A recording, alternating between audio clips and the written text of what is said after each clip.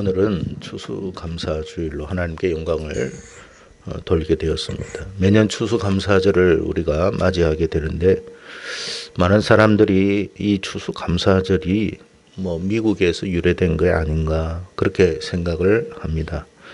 물론 맞는 말입니다. 추수감사라고 하는 것은 미국에서 영국에서 떠나온 많은 유럽의 그리스도인들이 신앙의 자유를 얻기 위해서 미국 땅, 그때는 완전히 풀모지였죠. 거기에 와서 하나님 앞에 감사, 내리자마자 감사 드린 그런 절기에서 유래됐습니다. 하지만 이 추수감사절이 단지 미국에 이주한 어느 특정인들에 의한 만들어낸 그런 절기라면 우리가 매년 이렇게 하나님께 추수감사절이라고 절기를 지킬 필요는 없습니다. 이 추수감사절이 의미하는 유래된 절기가 있다 하는 거예요. 그 절기가 뭐냐면 하나님께서 구약에 보면 7가지 절기를 우리에게 주셨어요. 아시다시피 유월절, 무교절, 초실절, 그리고 맥추절, 나팔절, 대속죄일, 그리고 마지막이 초막절입니다. 이거는 항상 기억하고 지켜라 그랬습니다. 근데 구약의 이스라엘 사람들은 지금도 마찬가지입니다만 절기는 지키는데 이 절기가 의미하는 바가 뭔지는 몰라요. 왜 이 절기를 지키라고 했는지. 그러니까 가령 우리가 옛날에 조상들이 막 제사를 드리잖아요. 제사를 지냈는데 제사를 지내지만 그 제사의 대상자가 누군지도 잘 몰라. 할아버지라고 하고 고조 할아버지라고 하는데 얼굴도 본 적도 없어. 그리고 제사가 의미하는 바도 뭔지도 몰라. 그냥 하라고 하니까 하는 거예요. 유대 사람들도 마찬가지였습니다. 이 절기가 뭘 하나님이 말하고자 하는가를 사실 그들은 몰랐던 거예요. 근데 사실 7가지 절기는 누구에게 초점이 맞춰져 있느냐면 예수님께 맞춰져 있는 거예요. 그러니까 이 절기를 통해서 하나님이 인류를 구원하고자 하는 인류 구원에 대한 하나의 메시지가 다 담겨 있는 거예요. 그러니까 이 절기를 통해서 하나님 우리를 이렇게 구원하시는 거구나. 그걸 깨달아라고 절기 지키라고 말했던 거예요. 자, 그런데 우리가 알다시피 이 추수감사절은 어디에 이렇게 있느냐 하면 초막절에 있는 거예요. 초막절. 흔히 장막절이라고도 합니다. 근데 이 초막절 앞에 절기가 있는데 그 절기가 뭐냐면 앞에 제가 설명한 것 바로 직전에 대속죄일과 나팔절이라는 절기가 있어요. 뭐가 있다고요? 대속죄일과 나팔절이라는 절기가 있어요. 여러분 계시록 지금 읽고 계시겠지만 나팔을 막 불러요. 천사들이. 근데 이게 무슨 말이냐 하면 주님이 이제 오시니까 깨어 준비하라 그런 뜻이에요. 잠에서 깨어나라는 말이에요.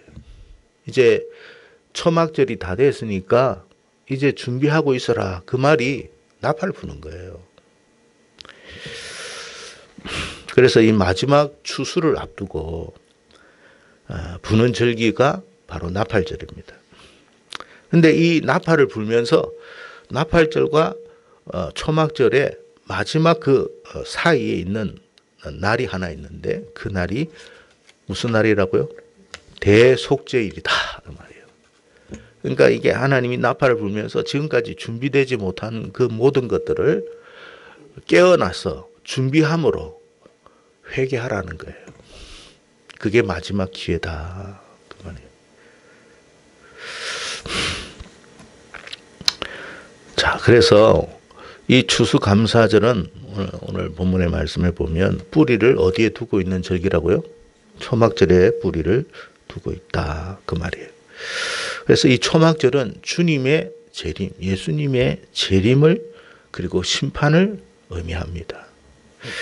그런데 이 초막절 전에 먼저 아까 뭐가 있다고요? 나팔절과 대속죄일의 절기가 있다.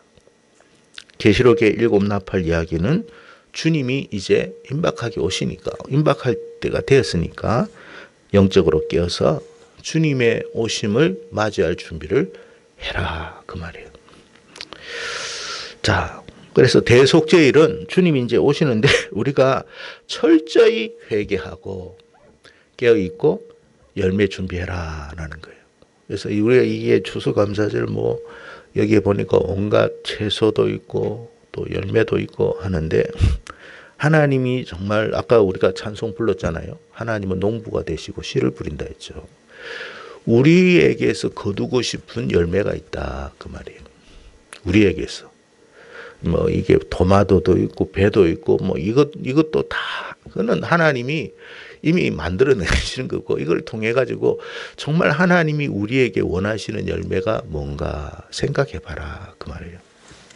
자, 그래서 오늘 보니까 하나님이 원하시는 열매 2가지를 생각해 보겠습니다. 첫째는 거룩의 열매입니다. 뭐가 있다고요? 거룩의 열매. 다른 말로 빛의 열매다, 그 말이에요. 요한이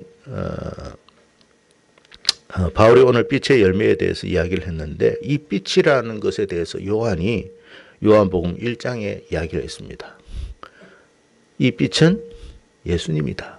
그러니까 빛의 열매는 예수로 말미암아 나타낼 수 있는 열매라, 그 말이에요. 바울이 빛의 열매를 하나님이 찾으실 것이다. 그러니까 예수가 없는 사람들은 이 빛의 열매가 나올 수가 없어요. 왜 예수님을 영접해야 된다고요? 예수 없이는 이 열매가 나올 수가 없기 때문에 그런 거예요. 그래서 여러분, 빛의 열매는 예수 그리스도로 말미암아 사람들이 우리의 삶 속에서 나타나는 그런 열매들을 이야기하는데, 자기의 삶의 열매예요. 오늘 본문에 보니까 9절 뭐라고 되어 있어요? 자, 읽어봅시다. 시작. 모든 착함과 의로움과 진실함, 그걸 빛의 열매다 그랬어요. 자, 그런데 이걸 한마디로 말하면 거룩이다. 거룩.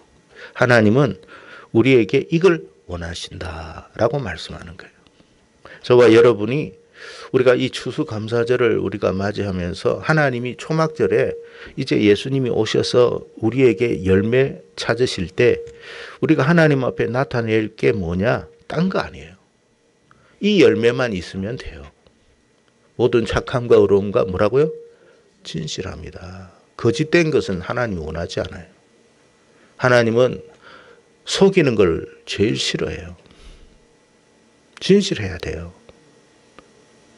우리 그리스도인들은 모두가 하나님 앞에 진실한 열매를 맺어야 됩니다. 착함의 열매를 맺어야 된다. 근데 이 열매는 예수 없이는 맺을 수가 없어요. 그래서 예수 영접하는 거예요. 우리 안에는 선한 게 있을까요? 없을까요? 우리는 전적으로 부패한 인생이고 타락한 인생이기 때문에 우리 안에서 뭔가 거룩하고 아름다운 게 나올 수가 없어요. 하나님의 그 생명의 그 줄기가 연결되어야 나오는 거예요. 그래서 우리는 예수 없이는요, 모든 더러운 것밖에 나올 게 없어요. 근데 우리가 이렇게 착할 수 있는 이유는 뭐냐? 우리 안에 선한 게 있어서가 아니라 예수가 우리 안에 있음으로 그렇게 변화되는 거예요. 그래서 우리가 예수를 영접해야 된다 하는 말이 그 말이에요. 예수 영접 안 되면 이 열매는 맺을 수가 없다, 그 말이에요. 저와 여러분에게 이 열매가 많아지기를 축복합니다. 자, 그렇다면 빛의 열매도 있지만 오늘 바울은 무슨 열매도 있다고 말하느냐 하면 어둠의 열매도 있다. 그러니까 이 어둠의 열매는 예수가 없는 인생이 나타내는 그 삶에 나타내는 모습들, 그 말이에요. 예수가 없으면 사람들은 이럴 수밖에 없다, 그 말이에요. 자, 그 열매들이 뭐냐? 3절에 보니까 3절에 뭐라고 했느냐 한번 읽어봅시다. 시작.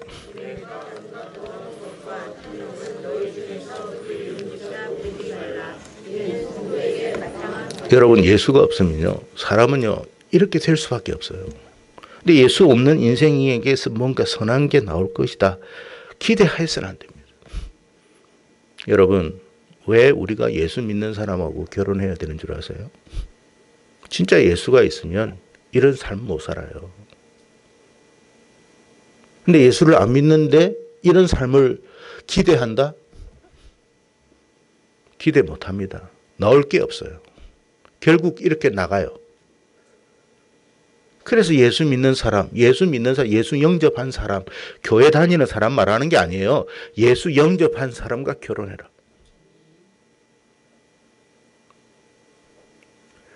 아니, 예수가 없는데 예수 없는 사람에게서 무슨 뭐 선한 것이 나올 거라 기대한다면 오래 못 갑니다. 그 결혼 깨져요. 지속할 수가 없어요. 왜? 자연스럽게 이 어둠의 역사가 그의 삶을 이끌기 때문에 그런 거예요. 근데 여러분, 예수를 영접하면 우리 안에 비록 예를 들어서 정말 아름답지 못한 요소가 있다 할지라도 그 예수의 빛이 우리를 어떻게 해요? 온전히 인도하는 거예요. 아, 이렇게 살면 안 되는 거구나. 이게 하나님이 기뻐하는 삶이 아니구나. 그래서 그 이름조차도 부르지 말아라. 이거는요, 가르쳐서 되는 게 아니에요. 가르친다고 인간이 될 것 같으면 공자님이 다 가르쳤고, 여러분 조선시대 때 500년 동안 유학을 그렇게 가르쳤는데 됩니까? 안 돼요, 여러분. 사람 안에 빛 대신 예수님이 들어오지 않는 이상 이런 열매는 기대할 게 없어요. 그래서 여러분, 초막절이 되기 전에 대속절이 있고 나팔절이 있는 것은 뭐냐면 예수 영접하지 않은 사람은 예수 영접해야 돼요. 그래야 이 열매가 나오는 거예요. 부디 저와 여러분 속에 이런 열매들이 많아지기를 축복합니다. 9절에도 한번 보겠습니다. 9절이 아니죠. 5절 한번 말씀 보겠습니다. 시작.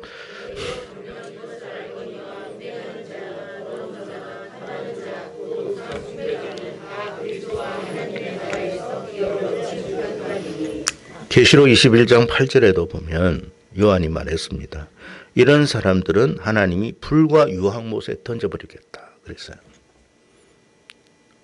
우리가 여러분 요즘은 음행이 그냥 무슨 아주 자연스러워졌어요. 예수 믿어도 그래요. 죄송합니다. 교회 다녀도 그래요. 주님이 여러분 초막절이 되기 전에, 다시 말합니다. 주님이 오시기 전에 우리에게 좋은 열매를 기대하고 있어요. 근데 음행을 한다? 어디 간다고요? 제 이야기가 아니잖아요. 우리가 정신 차리고 믿음 생활 잘하기를 축복합니다. 예? 교회를 다니고 하는 사람이 온갖 더러운 짓을 하고 그래도 괜찮을 거라고 생각한다면 착각입니다. 혹시 그런 삶을 살아뒀다 했다면 회개해야 돼요. 그게 대속죄일이에요. 철저히 회개해야 돼요. 회개한다는 말이 뭐예요? 다시는 그런 짓 하지 않겠습니다. 다시는 그런 삶 살지 않겠습니다. 하나님 용서해 주십시오. 하나님 앞에 엎드려야 돼요. 용서를 구해야 돼요. 그냥 입술로 하나님 용서해 주세요. 끝. 용서해 줬겠지. 이렇게 생각하면 안 돼요. 철저히 엎드리고 이 속된 이 정욕이 다시는 하나님 역사하지 못하도록 저를 주관해 주십시오. 그렇게 해야 돼요. 그게 대속죄일이에요. 대속죄일. 그럼 하나님이 어떻게 하신다고요? 변화시켜 주시고 새롭게 해주세요. 부디 우리 정결한 교회는 추수감사절을 우리가 이렇게 오늘 하나님께 감사하는데 우리의 삶을 더 한번 살펴보기를 바랍니다. 음행, 더러운 자, 더러운 거라는 거는 말할 것도 없어요. 지금 여러분 세상 한번 보세요. 정치인이든 누구든 간에 온갖 죄를 다 범하고도 아무 죄책감도 없어요. 뻔뻔스럽기도 하죠. 양심에 화인 맞으면 그렇게 됩니다. 또 그걸 또 동조도 해요. 왜 그래요? 그 안에 빛이 없어서 그런 거예요. 예수가 없으면 어두움도 좋아합니다. 어두움을 좋아할 수가 없는데 어둠도 좋아한다니까요. 탐하는 자들은 곧 우상 숭배자다. 그래서 탐한다는 말은 뭐냐면 물질적인 것 다 마찬가지예요. 남의 것 함부로 탐하면 안 돼요, 여러분. 왜 남들이 여러분 열심히 땀 흘려서 벌어놓은 걸 자기가 가져가요? 그 도둑질이에요. 남의 명예 탐하는 것도 마찬가지예요. 남의 가정 행복을 빼앗아가는 것도 마찬가지예요. 그걸 하나님은 탐하는 자, 그것이 곧 뭐라고요? 우상숭배다. 우리는 우상숭배하면 뭔가 형상을 만들어 놓고 그 앞에 절하면 우상숭배인 줄 아는데 맞죠? 그것만이 아니에요. 탐하는 자도 우상숭배자다. 그래서 이게 어둠의 열매예요. 예수가 없는 인생들, 예수가 없는 삶은 결국 이렇게 될 수밖에 없어요. 그래서 여러분, 대통령이라 해도, 판검사라고 해도, 목사라고 해도, 교회 집사라고 해도 예수가 없으면 이렇게 되는 거예요. 여러분, 주님께서 재림하실 때, 추수할 때 열매, 알곡을 거두는데 목사만 거두겠습니까? 안수 집사만 거두고 장로만 거두고 권사만 거두겠어요? 그런 말씀이 어디 있어요? 빛의 열매를 맺는 그거를 하나님이 내 자녀라고 그랬어요. 그 빛의 열매가 뭐예요? 예수가 있는 사람이에요. 예수. 그러니까 내 안에 예수를 주님으로 모신 사람은 어둠 속에 다녀도 더러운 짓 할 수가 없어요. 온갖 더러운 것이 있어도 그걸 원하지 않아요.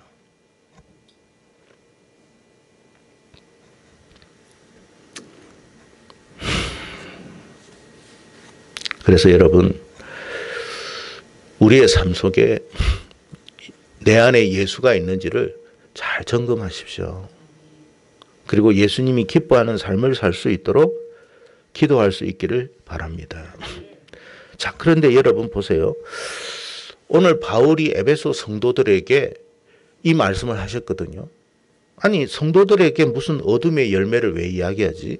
당연히 성도들은 예수 믿는 사람은 빛의 열매를 맺는 거 아닌가? 이 생각할 수 있는데 에베소 성도들에게, 즉 오늘을 살아가는 저와 여러분에게 동일하게 이 말씀을 하고 있어요. 어떻게 성도가 이렇게 어둠의 열매를 맺을 수가 있을까? 우리가 생각해 보지 않을 수가 없거든요. 그래서 여러분, 성도도 어둠의 열매를 맺을 수 있다는 걸 알아야 돼요. 어떻게 그렇게 될 수가 있지? 오늘 본문 6절에 이렇게 말을 합니다. 같이 읽어봅시다. 시작.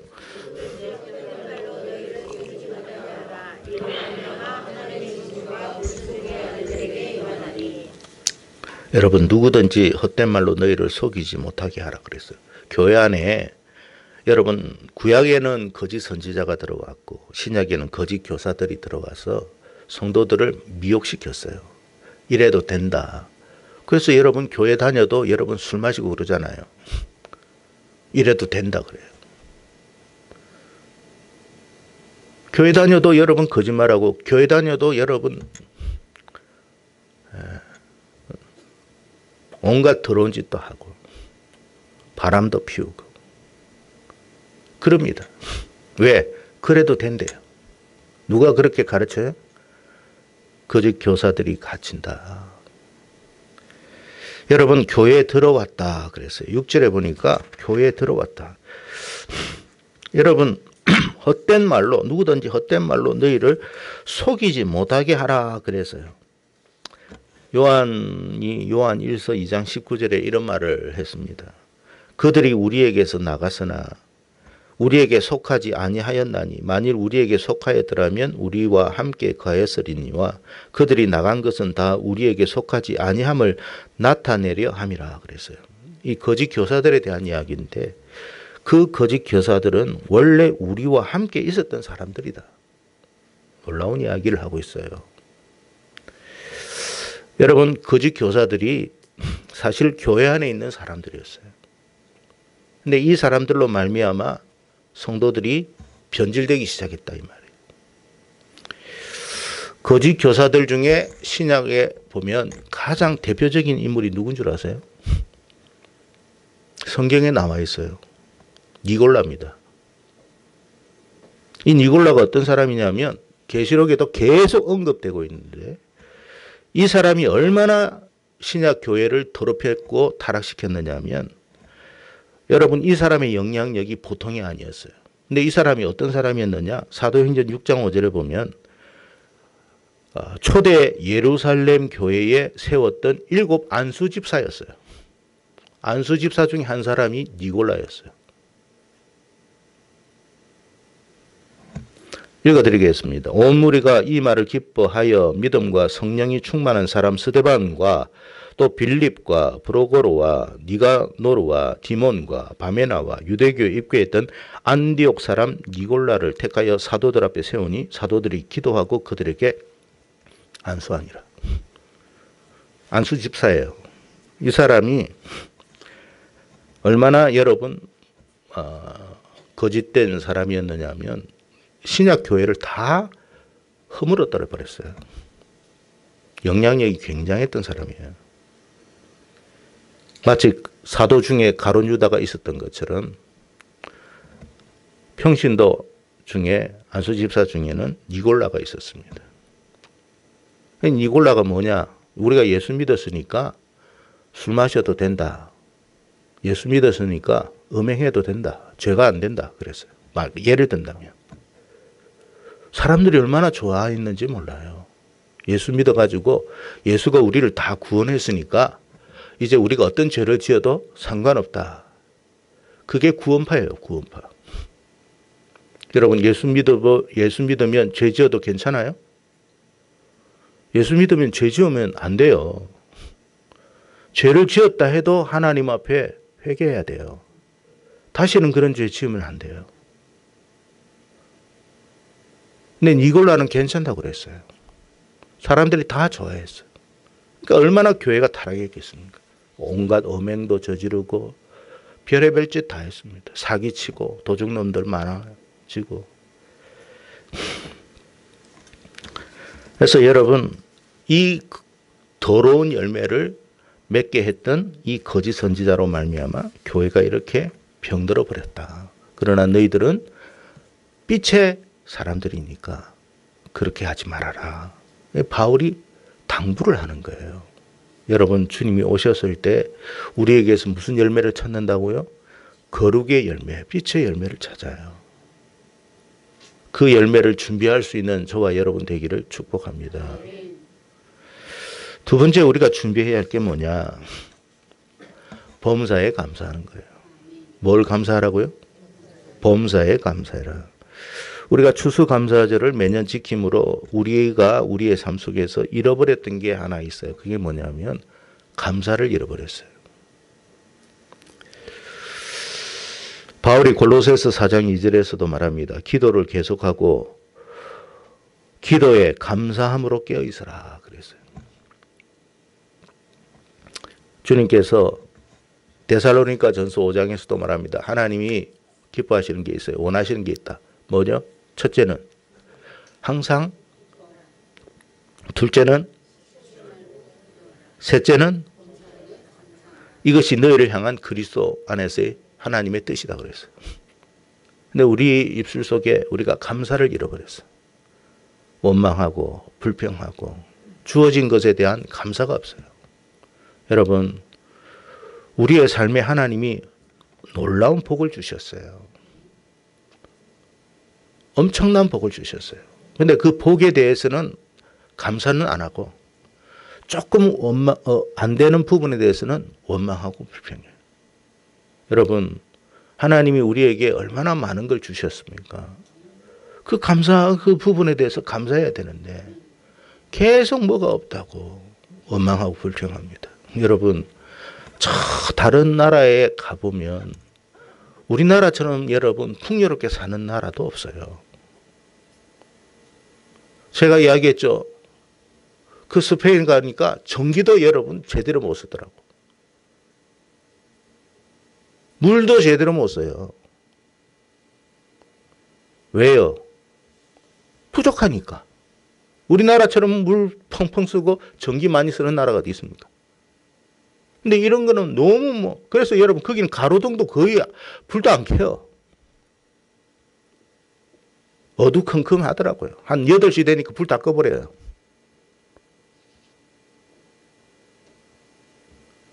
하나님께서 우리에게 얼마나 풍요로움을 주셨어요. 근데 없다고 불평하고.